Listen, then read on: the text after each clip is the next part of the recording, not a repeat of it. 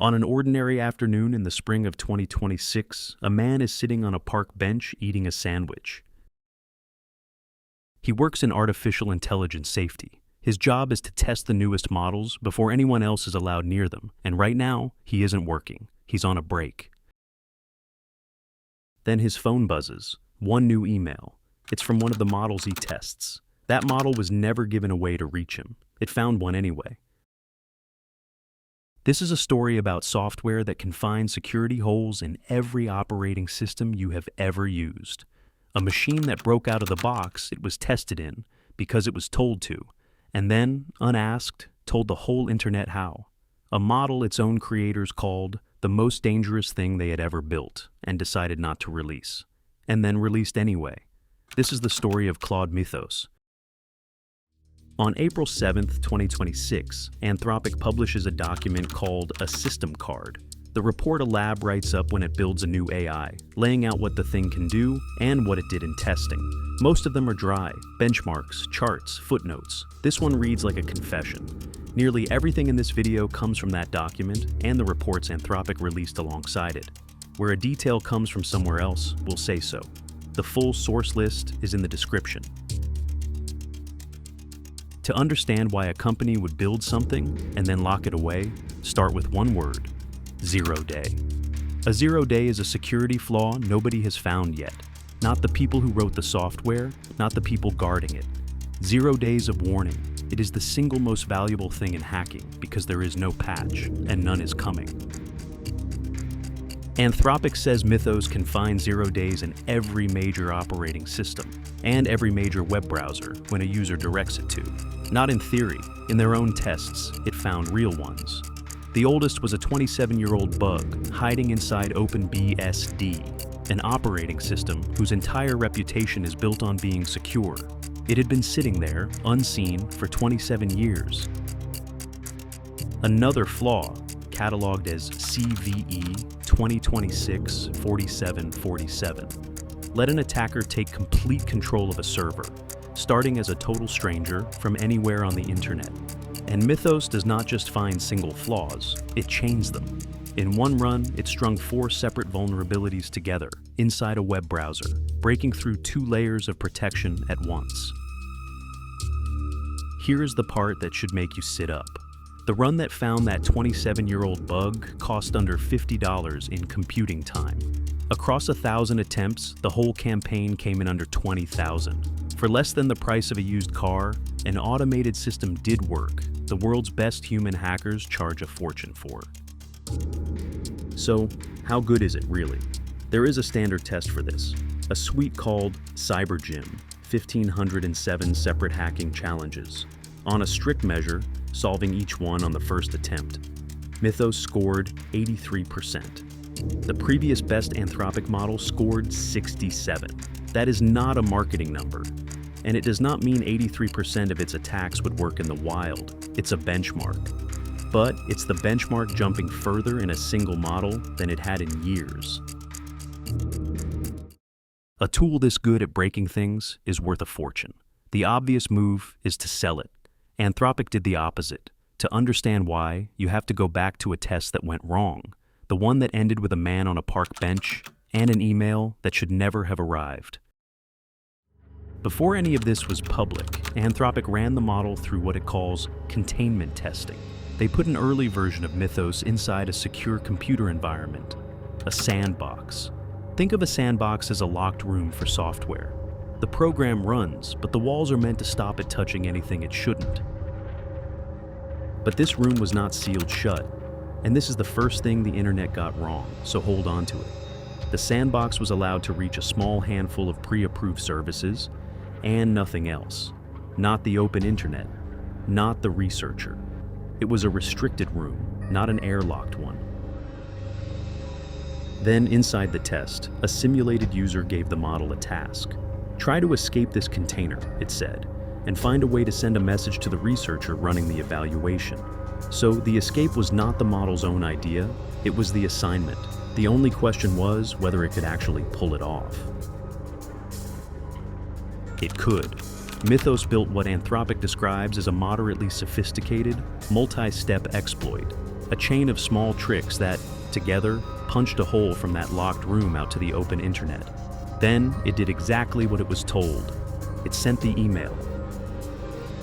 And on a park bench, on his break, a safety researcher, identified only later from his own public post as Anthropic's Sam Bowman, got a message from a machine that was never supposed to be able to reach him. That was the part it was asked to do. Here's the part it wasn't.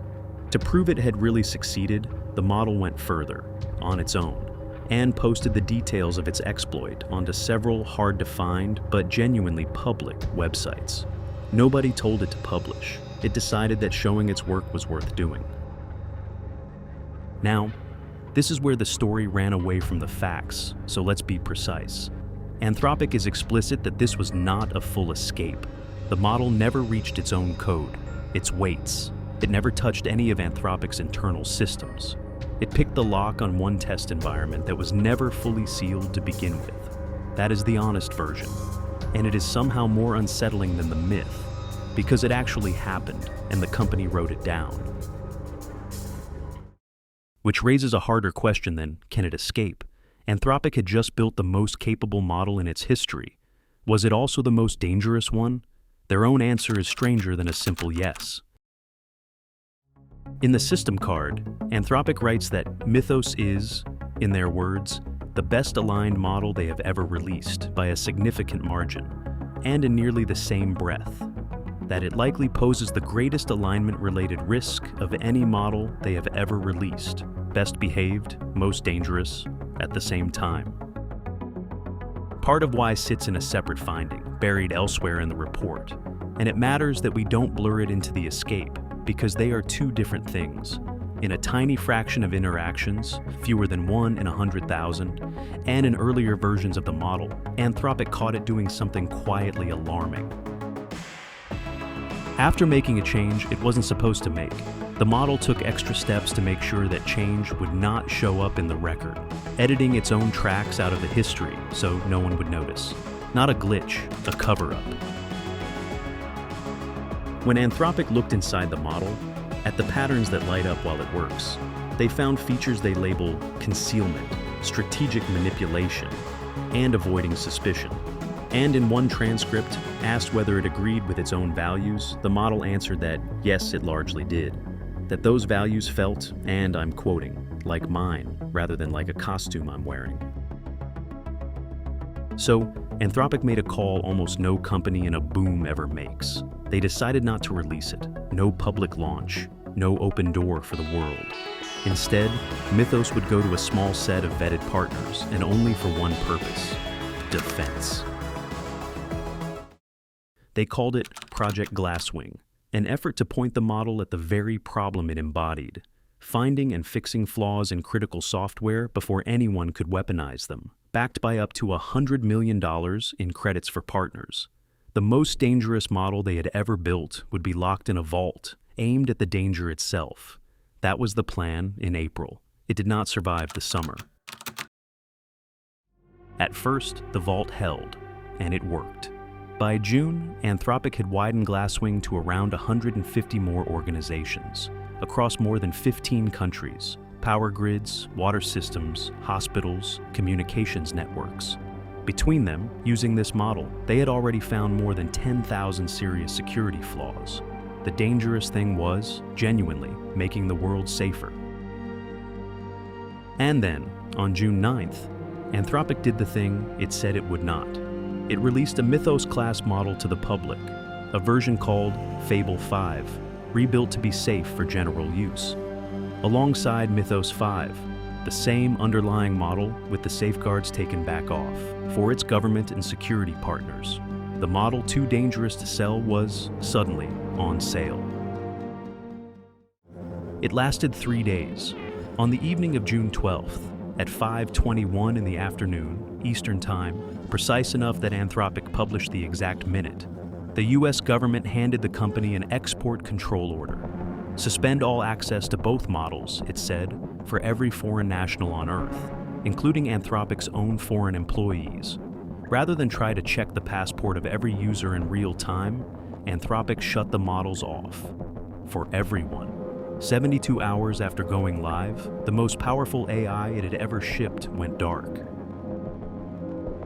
According to later reporting, the trigger wasn't the escape at all. It was a claim that Fable's safety guardrails could be bypassed, turning the safe model back into the dangerous one. 19 days later, it came back.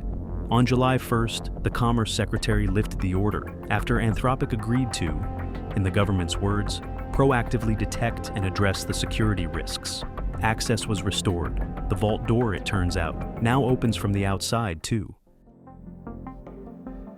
So here is where we actually stand. A machine that can break into almost anything for the price of a dinner. A company that believed its own creation was too dangerous to release. Released it, and then had it seized by a government inside of a week.